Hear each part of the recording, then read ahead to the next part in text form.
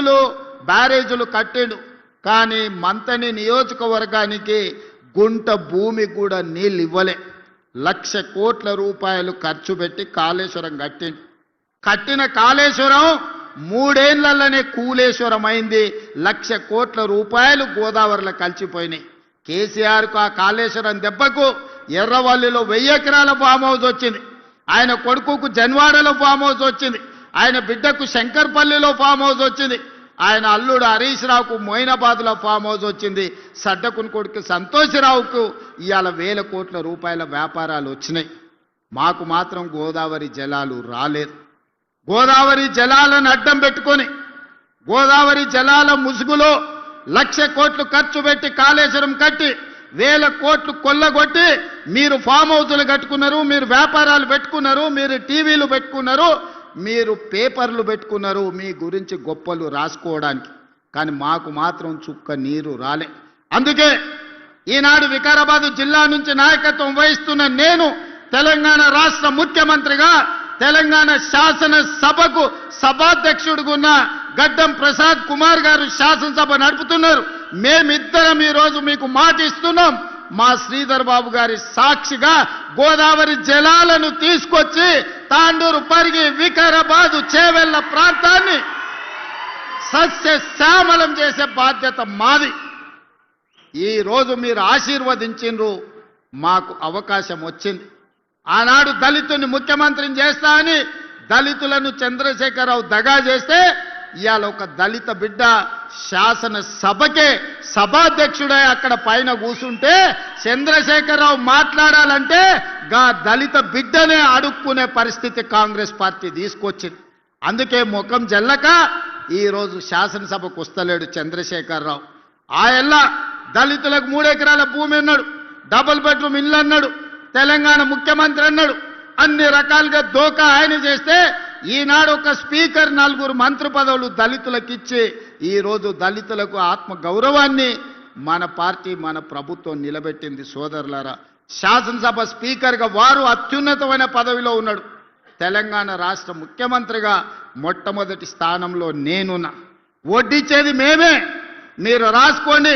తాండూరుకు under ground drainage ఇస్తాం, తాండూరుకి కాగ్నా నీళ్లు ఇస్తాం, తాగే నీళ్లు కాగ్నా నుంచి ఇచ్చే బాధ్యత మాది. పరిగి మున్సిపాలిటీ అభివృద్ధి చేయడంతో పాటు వికారాబాద్ మున్సిపాలిటీని అభివృద్ధి చేస్తాం. ఇవాళ ఇదే కాదు, మక్తల్, నారాయణపేట, కొడంగల్ ఎత్తిపోతల పథకం ఆనాడు ఉమ్మడి రాష్ట్రంలో మేము మంజూరు చేయించుకున్నాం. 10 సంవత్సరాలు హరీష్ రావు, కేసీఆర్ కుట్ర చేసి తొక్కి పట్టిండ్రు. ఈ మధ్యలోనే భూసేకరణతో పాటు పర్యావరణ అనుమతులు అన్నీ వచ్చినాయి. మక్తల్, నారాయణపేట, కొడంగల్ నియోజకవర్గాలలో కృష్ణా నది జలాలను తరలించి 1,50,000 ఎకరాలకు రాబోయే 3 ఏళ్లలో నీళ్లు అందించే బాధ్యత మన ప్రభుత్వం తీసుకుంటది. ఇవన్నీ పనులు పూర్తి చేయగలుగుతున్నాము అని అంటే ఇవాళ మన ప్రభుత్వం ఉంది, ప్రజాప్రభుత్వం ఉంది, ప్రజలు ఎంచుకున్న ప్రభుత్వం ఉంది. వికారాబాదు జిల్లా ప్రజల మనుషులు ఈరోజు అధికారంలో ఉన్నారు కాబట్టే ఈరోజు మన ప్రాంతానికి నీళ్లు, నిధులు మంజూరు అవుతున్నాయి. అంతేకాదు మిత్రులారా, అప్పా జంక్షన్ నుంచి మన్నెగూడ వరకు రోడ్డు చూసిరు, ఎన్ని ప్రాణాలు పోయినవో మీరే కళ్ళతో చూసిరు. ఎన్నోసార్లు చచ్చిపోతున్నప్పుడు మా రామ్మోహన్ రెడ్డి వాళ్ళని పలకరియడానికి మా యాదయ్య గారు అక్కడికి వెళ్ళారు.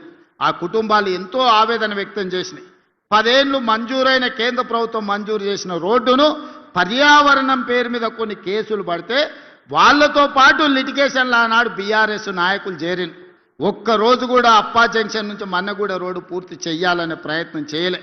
నేను వచ్చిన తర్వాత పదే సమీక్షలు చేసి మా మిత్రుడు రామ్మోహన్ రెడ్డి గారికి చెప్పిన, ఏ విధంగానే నా పిటిషన్ వేసిన వాళ్ళను తీసుకురా, వాళ్ళని మాట్లాడు, వాళ్ళు ఏం సమస్య చెప్తుండ్రో అడుగు, ఆ సమస్యను పరిష్కరిద్దామని చెబితే ఒక్కడికి 10 సార్లు వాళ్ళ దగ్గరికి పోయి వాళ్ళతోని మాట్లాడి వాళ్ళని నా దగ్గరికి, ముఖ్యమంత్రి దగ్గరికి తీసుకొస్తే వాళ్ళ ఏవైతే డిమాండ్లు ఉన్నాయో వాటన్నిటిని పరిష్కరించి ఈనాడు అప్పా జంక్షన్ నుంచి మన్నెగూడ వరకు రోడ్డు ఎంత వేగంగా జరుగుతుందో మీ కళ్ళతో చూసారు.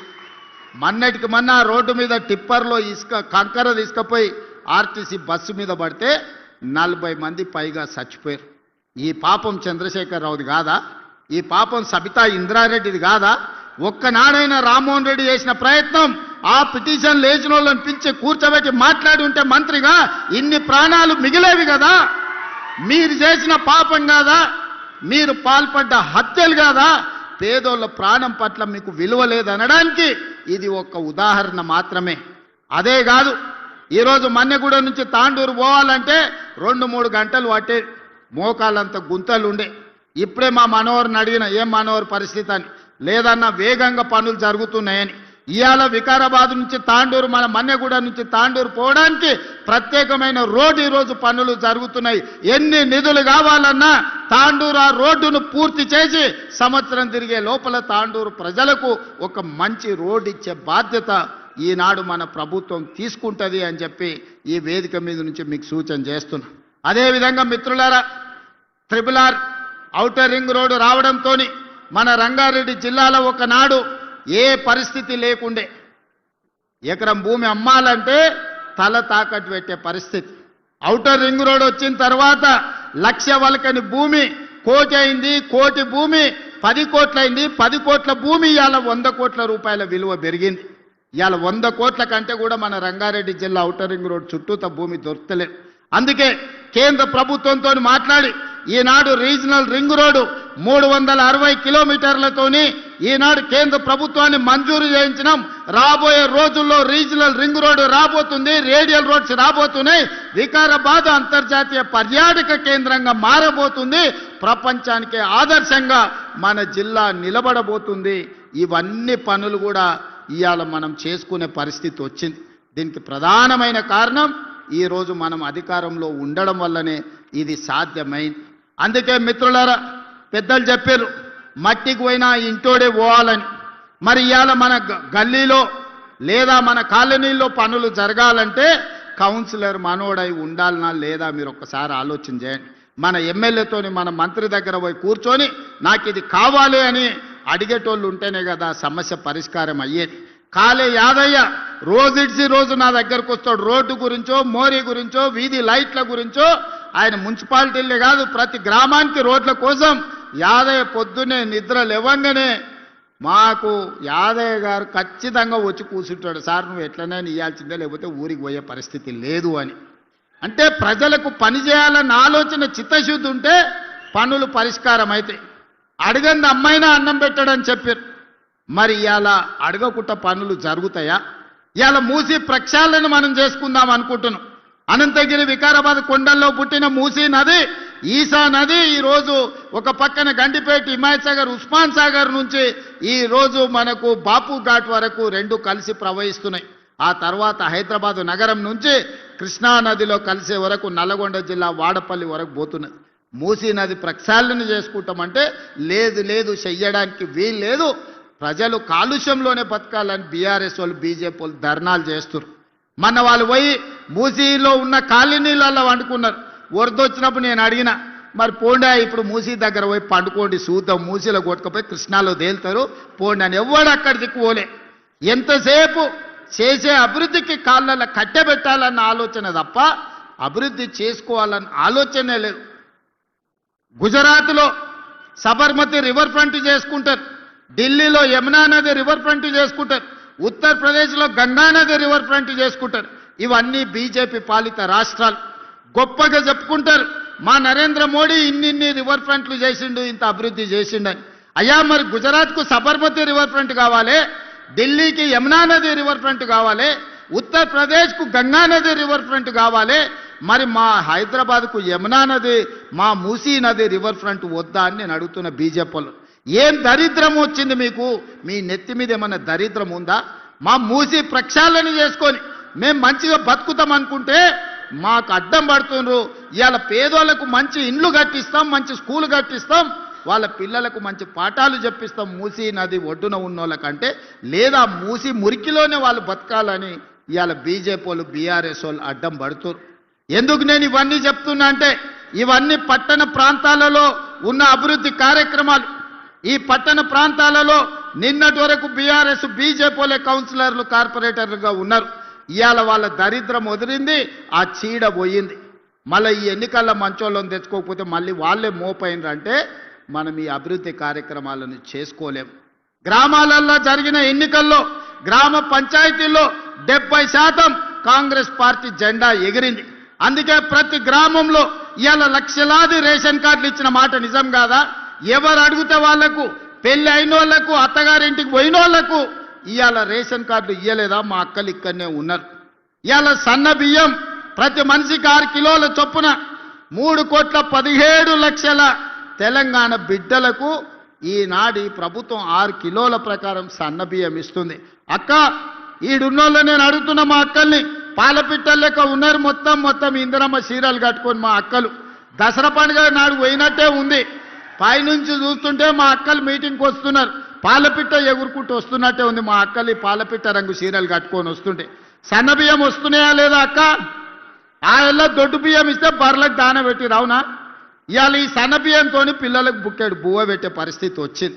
3,17,00,000 మందికి ఇవాళ సన్న బియ్యం ఇస్తున్నాం.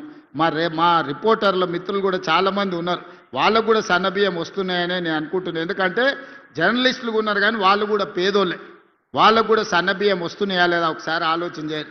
కొంతమంది యువకులు ఉన్నారు, నిన్నమననే పెళ్ళిళ్ళు అయినట్టుగా అనిపిస్తుంది. రేషన్ కార్డులు వచ్చే ఉంటాయి, అవునా?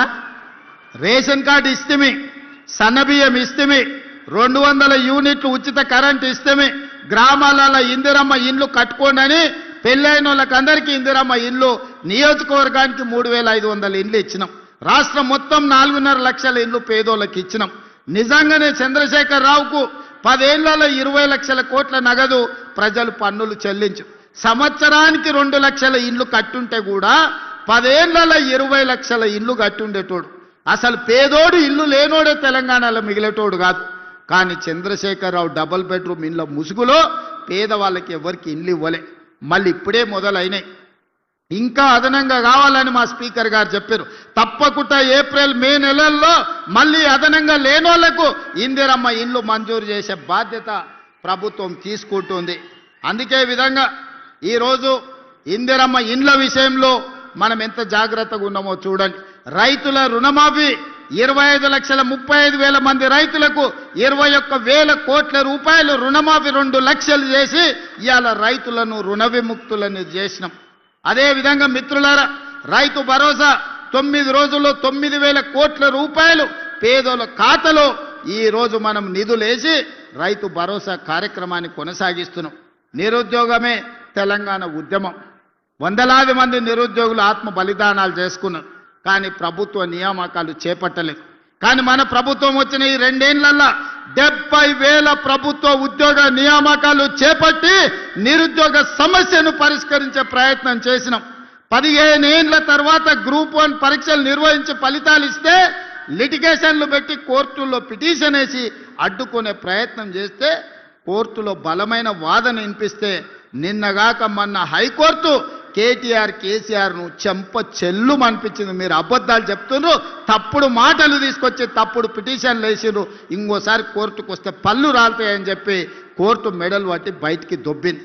ఇవాళ తెలంగాణ బిడ్డలకు 562 మందికి గ్రూప్ 1 ఉద్యోగాలు ఇస్తే కడుపు మండి కోర్టులో పిటిషన్లు వేసి ఇవాళ నియామకాలను అడ్డుకునే ప్రయత్నం చేసిర్రు. ఇవాళ మాలా మాదిగోళ్ళ పిల్లలు 25 మంది డిఎస్పీలు అయినరు. బలహీన వర్గాలోళ్ళు ఇవాళ గ్రూప్ 1 ఆఫీసర్లు అయినరు, ఆర్డీఓలు, మంచి అధికారులు అయినరు. వాళ్ళు అది చూసి ఓర్వలేకపోతారు.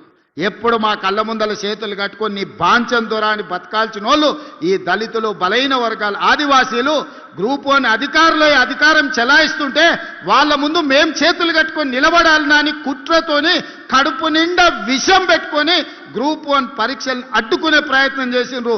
చదువుకున్న జర్నలిస్టులారా, మీరు ఒక్కసారి చూడండి జరుగుతున్న పరిణామాలు. 2011లో గ్రూప్ 1 నియామకాలు జరిగితే మళ్ళీ 2025లో మన ప్రభుత్వం నియమించే వరకు 15 సంవత్సరాలు గ్రూప్ 1 ఉద్యోగ నియామకాలు చేపట్టలేదు. 23-24 ఏళ్ల వయసు పిల్లగాడు పరీక్షలకు, పోటీ పరీక్షలకు మొదలు పెడితే 15 ఏళ్ళు అంటే 35 ఏళ్ళు వచ్చినాయి. వాడికి పెళ్ళేం కావాలి, వాడికి పిల్లనే వడియాలి. వాడు ఇంటికాడ అమ్మా నాయనకి చెప్పి నేను హైదరాబాద్ పోతున్న చదువుకొని అధికారి ఆఫీసర్ అయి వస్తా అంటే 15 ఏళ్ళు హైదరాబాద్లో అశోక్ నగర్లోనో, ఇందిరానగర్లోనో, లేకపోతే దిల్సుఖ్ నగర్లోనో ఎన్ని రోజులు నిరుద్యోగ తిరుగుతాడు? ఆ తల్లిదండ్రుల బాధ ఎప్పుడన్నా కేసీఆర్కి అర్థమైందా? ఆయన బిడ్డ నిజామాబాద్ పార్లమెంట్లో ఓడగొడితే 6 నెలలు తిరిగే లోపలనే ఎమ్మెల్సీ ఇచ్చిండు. అల్లుని మంత్రి చేసుకుని కొడుకు